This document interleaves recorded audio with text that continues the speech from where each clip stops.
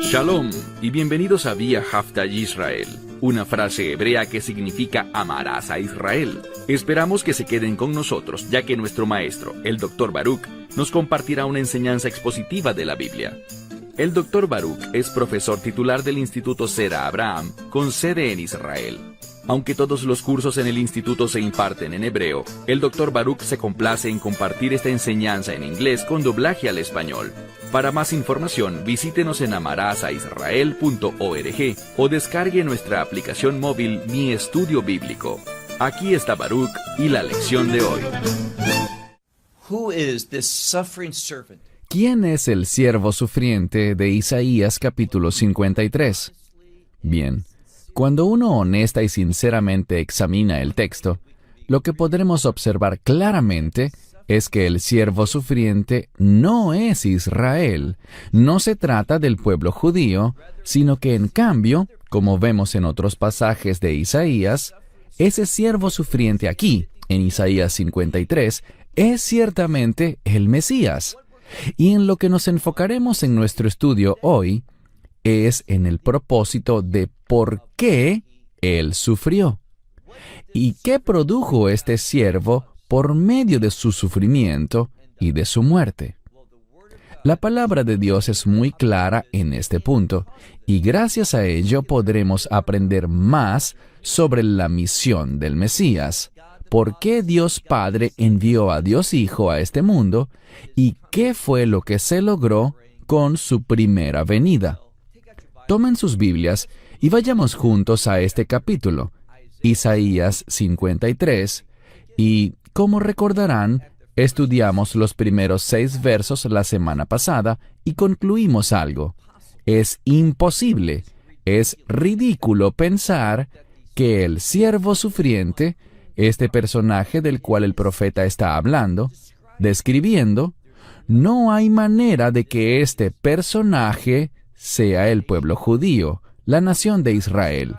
No se está describiendo aquí al sufrimiento que efectivamente el pueblo judío ha atravesado por siglos, sino que está refiriéndose al sufrimiento de un hombre, no de muchos, sino de uno solo, el Mesías de Israel, que fue golpeado por Dios con un propósito, y en este estudio vamos a ver hacia el final de nuestro tiempo de hoy que el énfasis está en el por qué, en cuál fue el resultado de su sufrimiento. Así que vayamos juntos a donde quedamos la semana pasada, Isaías 53, iniciando desde el verso 7. Leemos: oprimido. Esta palabra para opresión aparece por primera vez en la Biblia en el libro de Éxodo, en relación con los capataces, quienes causaban gran sufrimiento a los hebreos en Egipto, forzándoles a la esclavitud y afligiéndoles en gran forma. Lo primero que vemos al iniciar nuestro estudio hoy, en el verso 7, es que el siervo sufriente realmente sufrió, fue fuertemente oprimido y fue afligido. Esta opresión le causó aflicción. Insisto, vemos sufrimiento, de nuevo, describiendo una situación de altísimo dolor. Y luego leemos, continuando con el verso, pero él no abrió su boca, sino que en cambio dice, como cordero al matadero es llevado, como la hembra del carnero, en español decimos oveja, como oveja ante sus trasquiladores, permanece en silencio. Ahora, lo que se recalca aquí es el hecho de que Él guardó silencio. Él no se justificó a sí mismo. Él pudo haber invocado una legión o muchas legiones de ángeles para que le rescataran, pero guardó silencio, y lo que el texto enfatiza es esto: su rendición, su disposición a ser sacrificado, a ser afligido, a ser oprimido, a ser llevado, como veremos en un momento, a la muerte. ¿Y por qué hizo eso? Como el siervo sufriente, Él estaba sirviendo a Dios su Padre. Dios Padre envió a Dios Hijo a este mundo con este propósito, para sufrir. Y vamos a enfatizar cuál fue el resultado. ¿Qué se logró por medio del siervo sufriente? ¿Qué se hizo disponible aún al sol de hoy para aquellos que reciban esta obra del siervo sufriente? Una vez más dice, y él no abrió su boca. Verso 8. El verso 8 tiene una información muy interesante. Inicia con la palabra otzer, que significa en hebreo moderno un toque de queda. Pero aquí probablemente está relacionado con el concepto de detener o de ser arrestado y el lugar donde se coloca a quienes son arrestados, es decir, una prisión. Así que significa de prisión y de juicio. Y sabemos algo. Él fue arrestado y en última instancia él fue llevado a juicio. A un juicio a manos de Poncio Pilato. Así que de esto es de lo que el texto nos está dando luces. De prisión y de juicio fue tomado, y luego dice, y sobre su generación, ¿quién está discutiendo? ¿Quién está hablando de él? Y esto nos dice que su generación no entendió el significado de lo que estaba sucediendo. Para ellos, ¿qué importa? Arrestaron a alguien que fue llevado al tribunal y a juicio, y ahora vamos a ver que él será también ejecutado. Pero el mundo en ese momento, su generación, no mostró el menor interés en su caso. Guardaron silencio. Y por lo tanto leemos al continuar en el verso 8, que dice, Ki nigzar mei eritz haim, que significa, por tal razón, nadie habló. A nadie le preocupaba la verdad, a nadie le preocupaba la justicia. Como Poncio Pilato preguntó, ¿qué es la verdad? Y por tanto, él fue decretado, él fue cortado de la tierra de los vivientes. Y ahora me gustaría enfatizar esta última parte del verso 8, que él fue cortado de la tierra de los vivientes. ¿Por qué razón? Dice aquí, mi peisha, a mí, debido a la transgresión de mi pueblo. Bien, a mí esto me resulta muy claro. Él estaba sufriendo por su pueblo, por la transgresión de mi pueblo, dice aquí. Él sufrió por Israel. Obviamente, y veremos una referencia a esto en un momento, su obra, lo que logró con su muerte y por supuesto con su resurrección, por medio de eso, este mensaje de esperanza va primero para Israel, para su pueblo, pero se extiende hacia toda la humanidad. Todos ahora tienen una oportunidad. Los cielos declaran la gloria de Dios. Su creación muestra que hay un Dios que crea y pone las cosas en orden. Y si buscamos a este Dios creador, Él nos guiará a este mensaje. La Escritura lo promete. Si buscas a Dios, lo encontrarás.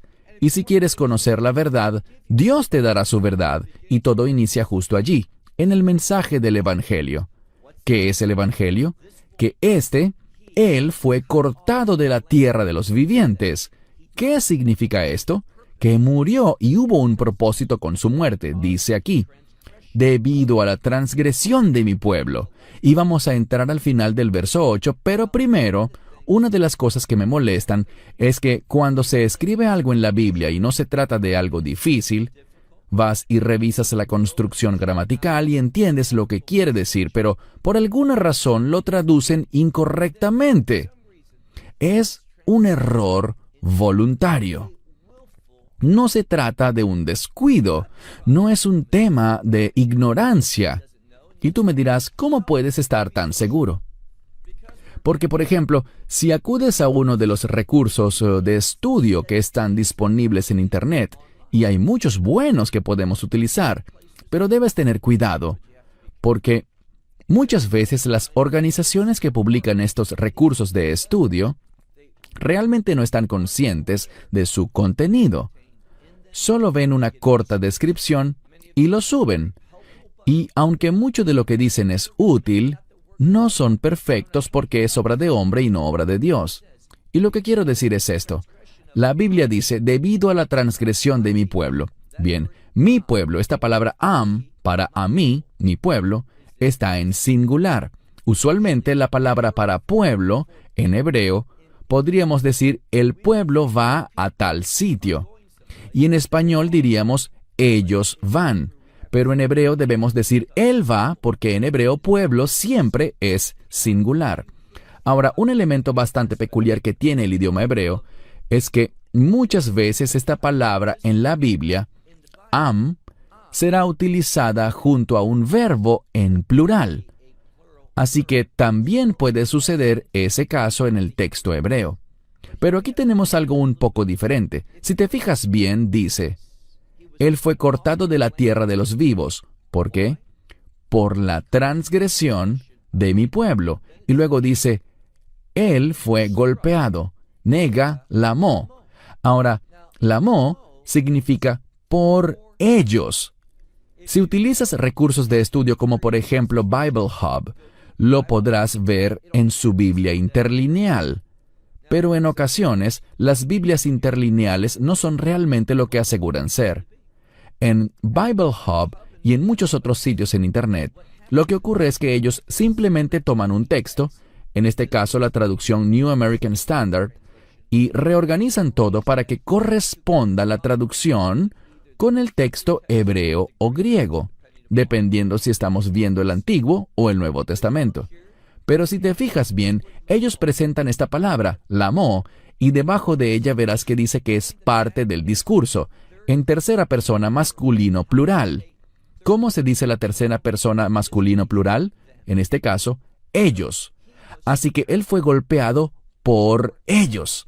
Lo que eso significa es que va más allá de mi pueblo, va más allá de simplemente los hijos de Israel. Es muy significativo que esto esté en plural, que él fue golpeado por ellos, en plural. Pero con mucha frecuencia, las traducciones de las Escrituras no reflejan la literalidad del texto. Avancemos ahora al verso 9. Aquí leemos, y dispuso con los malvados su sepultura. Es decir, los malvados, en este caso, es solo un sinónimo para otros seres humanos. Me explico. Él fue colocado en una tumba en el mismo lugar donde otras personas del área circunvecina eran también sepultadas, y por cierto, si verdaderamente, no lo sabemos con certeza, pero si la famosa tumba del jardín en Jerusalén es realmente la tumba de José de Arimatea, la cual preparó para sí y para Yeshua, temporalmente, como todos sabemos, queda en una área alrededor de Jerusalén donde se encuentran numerosos sepulcros también. Incluso las tumbas de los reyes de Israel se encuentran en esa área. Así que volviendo al punto, el término malvados en este contexto simplemente nos habla sobre los seres humanos y que a pesar de que Él es el Mesías de Israel, el Hijo de Dios, el precioso Redentor, su cuerpo fue echado en una tumba humana. Es lo que se nos dice aquí. Y luego añade, y con los ricos en su muerte, es decir, que a la hora de su muerte estuvo rodeado de individuos, de otros hombres y, por ejemplo, sabemos que José de Arimatea era un hombre rico, así que en su muerte, ¿qué pasó? Fue echado no solo en una tumba humana o una tumba para humanos, sino en el sepulcro de un individuo sumamente rico.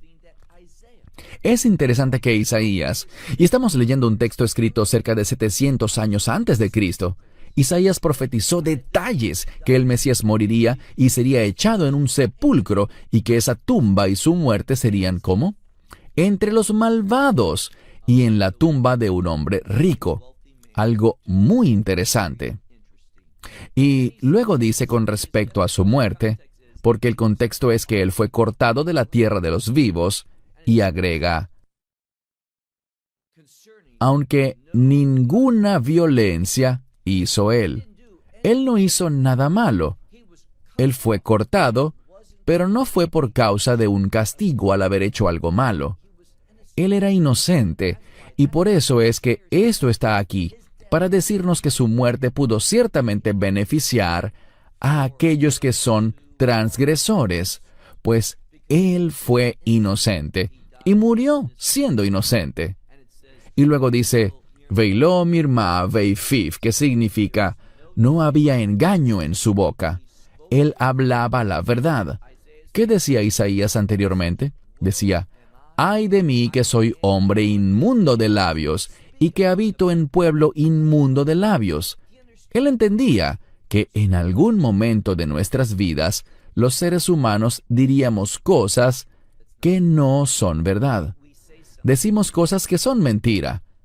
Esa es una plaga de la humanidad, pero no de él. Él nunca dijo nada que fuese engañoso. Él nunca hizo nada que estuviese mal, que fuese incorrecto. Él murió, recibió esa sentencia, ese decreto de ser cortado de la tierra de los vivos y ejecutado, pero era inocente. Verso 10. Y el Señor deseaba quebrantarle. Y luego leemos una expresión que significa hacerlo enfermar. Insisto, debemos recordar lo que hablamos en el video anterior cuando estudiamos la primera mitad de Isaías 53, pero esta idea de enfermedad es simplemente una expresión que se refiere al resultado o a las consecuencias del pecado. Así que de la misma manera que Dios, con el fin de que el Mesías sufriera el castigo del pecado humano, no de su pecado, el Mesías no pecó, sino tu pecado y mi pecado. Leemos que a Dios le complació, porque Él conocía el resultado glorioso que vendría, la redención que emanaría de esto. Por tanto, a Dios le complació quebrantar a su Hijo unigénito. Fue su voluntad, por el maravilloso resultado que eso traería, la salvación. Y aquí simplemente dice que Él lo hizo enfermar. ¿Cómo entendemos esto? Él tuvo que lidiar con las consecuencias del pecado, pero una vez más, no de su pecado, sino del tuyo y del mío. Es muy importante cuando vemos esta palabra que significa hacerse enfermar, que entendamos que esto habla de uno que cayó en ese estado, pero sin merecerlo. Es decir, él no pecó. No había razón para que él tuviese que sufrir las consecuencias del pecado, sino que alguien más produjo que él experimentara todo eso. Y también dice la razón, ya que lo has dispuesto como una ofrenda por la culpa. Es decir, en la Torá hay diferentes tipos de ofrendas. Una es llamada la ofrenda por la culpa, y ella habla de condenación. La ofreces porque eres culpable, la ofreces porque eres digno de una condena. Y lo que la Escritura nos dice aquí, mira el contexto una vez más, ya que lo has dispuesto, es decir, has dispuesto su alma, su misma esencia, lo que comunica es que Dios lo ha designado como ofrenda por la culpa. Él recibe toda la culpa. Él tomó sobre sí mismo toda la condenación. Él, que era inocente, pero se hizo a sí mismo, o más bien Dios fue quien lo hizo, que fuese visto por Dios como ofrenda por la culpa, para pagar así el precio. Y noten lo que dice, quiero traducirlo literalmente. Dice, la simiente verá. Algunas traducciones, y todo depende del enfoque que le dé el traductor a este texto, puesto que si fuese griego lo sabríamos con certeza, pero al ser hebreo no es tan exacto en este aspecto de la gramática. Así que puede decir tanto, la simiente verá, o él verá a su descendencia. Es decir, que debido a que él se convirtió en esta ofrenda por la culpa, él será testigo de algo. Él percibirá el resultado de su descendencia. ¿Y cuál será? Podría ser que su descendencia verá lo que sucederá, lo entenderá y prolongará sus días, o sea, Como resultado de lo que Él hizo, la vida será prolongada, y esta frase es una pista que apunta a la vida eterna, a que ya no seremos limitados por la muerte, sino que nos extenderemos, iremos más allá, venceremos lo que conocemos como la muerte natural. Y dice, el Señor, y el deleite del Señor estaba en su mano, y Él tuvo éxito. Es decir, todo lo que Él hizo, lo hizo con el fin de agradar a su Padre Celestial. Dios el Padre tenía una voluntad y un plan. Y dice aquí que este plan deleitó a Dios. ¿Por qué? Porque tomó a aquellos que no podían ser bendecidos, que no podían experimentar la vida, la verdadera vida. Tomó a estas personas que estaban perdidas, sin esperanza. Y este Hijo de Dios, debido a que fue cortado de la tierra de los vivos, debido a que se convirtió en la ofrenda por nuestra culpa, por todas esas razones, vemos algo, que el plan de Dios, el maravilloso plan de Dios que le deleitó, pudo ser cumplido. Y el Mesías tuvo, dice la última palabra aquí, islaj. Él tuvo éxito. Él es aquel que cumplió la voluntad de Dios, lo que a Dios le deleitaba, lo que Dios quería que sucediera. Pasemos ahora al verso 11. El verso 11 dice, debido, y vemos la palabra para desde en hebreo, pero a veces la palabra desde, como en desde esto, significa debido a esto, como resultado de esto, producto de esto. Así que leemos, debido a la angustia de su alma, es decir, lo que estaba atravesando. Entendemos que Él sufrió no solo físicamente, sino también espiritualmente. ¿Cómo lo sabemos? Bien. ¿Qué dijo el Mesías sobre la cruz? Dijo, Padre, ¿por qué me has abandonado? ¿Por qué dijo eso? Porque en ese momento, cuando Él se convirtió en pecado por nosotros, aquel que no conocía el pecado, el que nunca pecó, al volverse pecado, en ese momento su relación eterna, que tenía desde la eternidad con el Padre, al volverse pecado en la cruz, esa relación momentáneamente se rompió. El pecado nos separa de Dios. Por esto es que dijo, ¿por qué me has abandonado? ¿Y de qué nos habla esto? Del mismo asunto, cuando dice, la angustia de su alma. Ese sufrimiento que estaba atravesando, esa dura prueba. Pero noten, debido a que Él pasó por eso, dice, Él verá, Él será testigo del resultado de la cruz, lo que la cruz produciría. Y añade, y quedará satisfecho. ¿Sabes qué tiene esto? Una inmensa implicación teológica, y es la siguiente. La cruz es suficiente.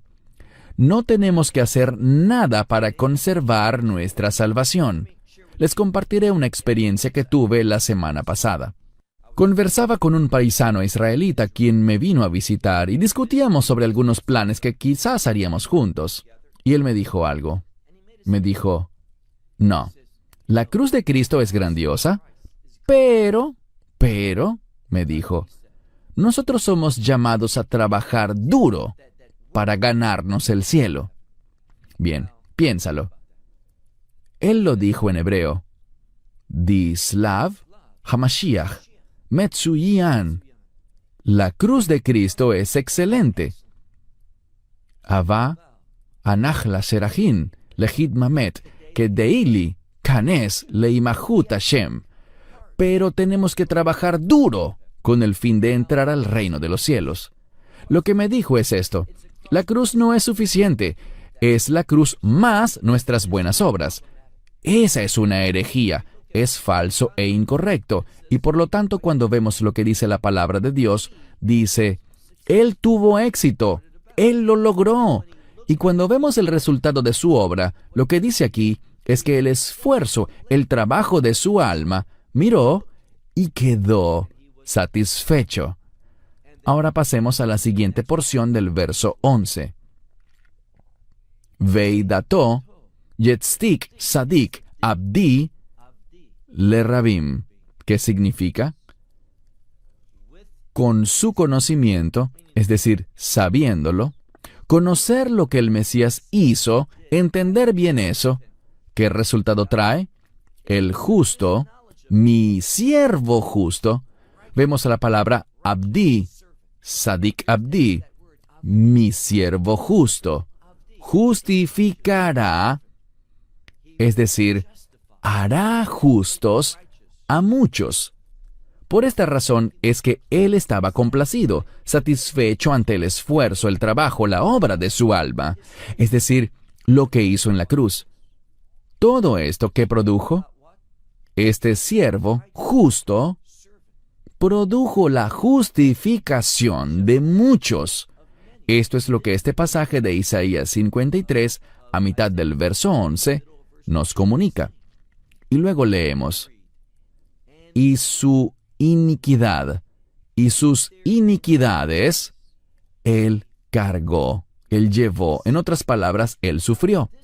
Esto deja muy claro por qué fue a la cruz, por qué sufrió. Sufrió por sus transgresiones, sus iniquidades. Y cuando vemos el resultado, él estuvo satisfecho. Y es al entender lo que él hizo, al conocerlo a él, que muchos serán justificados. ¿Por quién? Por este siervo justo. Como dice aquí en el texto, mi siervo justo. Pasemos al último verso, el 12. Simplemente les diré al entrar a este verso final, que cuando estudiamos estas cosas y nos preguntamos, ¿qué significa esto? ¿Cuál es el contexto para entenderlo? Y cuando vemos esto con sinceridad y honestidad, sin intenciones preconcebidas para que el texto implique tal o cual cosa, tenemos obligatoriamente que estar de acuerdo en que esto no habla de Israel, sino de un individuo, uno que sufrió profundamente por las transgresiones de su pueblo, con el fin de que su trabajo beneficiara a muchas personas y que éstas no recibieran el castigo merecido por su culpa. Esto es lo que dice la Escritura. Leamos el verso 12. Por tanto, yo les dividiré para él muchos. Bien, probablemente lo que quiera decir es que yo separaré una porción que es para él, apartaré su porción con muchos. Y la palabra Harbei o Rabim, en este caso, puede significar un número muy grande. Es decir, que esto tiene un gran impacto. El reino de Dios, aunque sabemos que el camino al reino es angosto y difícil y solo pocos lo encuentran, pero estos pocos, comparados con las masas que han sido creadas, aún son muchas personas. Mira de nuevo. Por tanto, yo le daré su porción, dividiré su porción para él con muchos, queriendo decir, a muchos otros, lo que él logró, su porción, lo que ha logrado, se lo daré a muchos también. Ellos se beneficiarán con su obra. Y con los fuertes, bien, esto puede significar fuertes o el término atzum, gigantesco, un gigantesco número. Dice que él dividirá los despojos. Insisto, esto es un texto poético. Esto no hace sino reforzar lo que hemos leído anteriormente, que Dios el Padre dividirá la porción, el resultado, lo que logró, Él lo dividirá entre muchos. Los beneficios de esta guerra que Él ha ganado, y en verdad fue una guerra espiritual, aquí vemos el término chalal. Chalal es el botín, los despojos de la guerra. Serán divididos entre un gigantesco número de personas. Eso es lo que la Escritura nos dice. Y vemos que esto es a cambio, este resultado es a cambio, y leemos la palabra Geirá. Geirá literalmente significa ser desnudado. Bien, no está hablando del hecho de que lo desnudaron al crucificarlo, sino que nos comunica más bien que Él se despojó, Él lo entregó todo. Y hay otro aspecto, y es que Él soportó la vergüenza, el desprecio fue echado sobre Él. Él fue burlado, fue ridiculizado, como muchas Biblias lo traducen y lo expresan de una manera correcta, y estoy de acuerdo como lo describen, y dice así: a cambio del hecho de que Él derramó, y la implicación es, Él se derramó a sí mismo, entregó su vida totalmente, se vació por completo, hasta la muerte. Bien, el concepto de a sí mismo se encuentra en esta palabra, nafshó, en su misma esencia. Así que se vació, se derramó, entregó su misma esencia, y lo hizo sin reservas, hasta la muerte. Y luego dice, y con los transgresores fue contado. Esto significa simplemente que Él fue crucificado entre dos ladrones, pero también significa que Él fue condenado como un pecador por el Sanedrín. Él fue condenado de esa forma, aunque no era lo justo. Ellos no lo juzgaron correctamente, pero así era como el mundo lo veía. Él fue condenado y la Escritura lo había predicho. No fue una sorpresa para Dios, nada lo es, que Él fuese contado entre los transgresores. Pero noten lo que eso produjo. Última parte del verso. Behujet Rabim. Y Él, el pecado de muchos. Bien, el pecado aquí es un término inclusivo, todo pecado. El pecado de muchos, todos mis pecados, todos tus pecados, si eres creyente, dice, y Él, los pecados de muchos, llevó. Finalmente dice que por la transgresión, Él intercedió por los transgresores. Debido al hecho de que hemos transgredido la ley, que somos culpables, pecadores y transgresores, ¿qué hizo Él por nosotros? Él ahora, debido a lo que logró en esa cruz, y tras el hecho de que Dios lo levantara de entre los muertos, ¿qué hace Él ahora? La Escritura lo dice e Isaías lo menciona aquí, al final del capítulo 53. Él hace intercesión por nosotros. Nosotros somos los culpables, pero hemos sido justificados por su obra, por la fe y por aceptar lo que Él hizo. Por donde quiera que miremos Isaías 53, apreciamos una maravillosa descripción que nos habla de lo que el Mesías atravesaría, lo que experimentaría, lo que lograría. El resultado de su labor se describe aquí de una manera asombrosa, acertada y señalando muchos detalles, con el fin de que la gente pueda reconocerlo. Pero de nuevo, ¿qué sabemos? Al pueblo no le interesó la redención. No le preocupó su condición de pecado. Y esto es realmente lo que marca toda la diferencia en cuanto a la eternidad. Puede que yo caiga bajo convicción y diga, «Oh Dios, soy culpable, te pido perdón. Yo no quiero sufrir las consecuencias de mi pecado. Necesito tu misericordia, necesito tu salvación». ¿Dónde está el Salvador?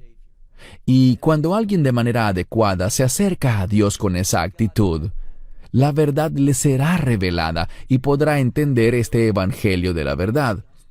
Dios le enviará a alguien o le hablará directamente por medio de su Espíritu Santo, de alguna manera. Cuando le decimos, «Oh Dios, ¿dónde está mi Salvador?», cuando somos como Job y decimos, «Yo sé que mi Redentor vive», vamos a conocerlo, vamos a entenderlo. Dios nos guiará a su verdad. Él es fiel.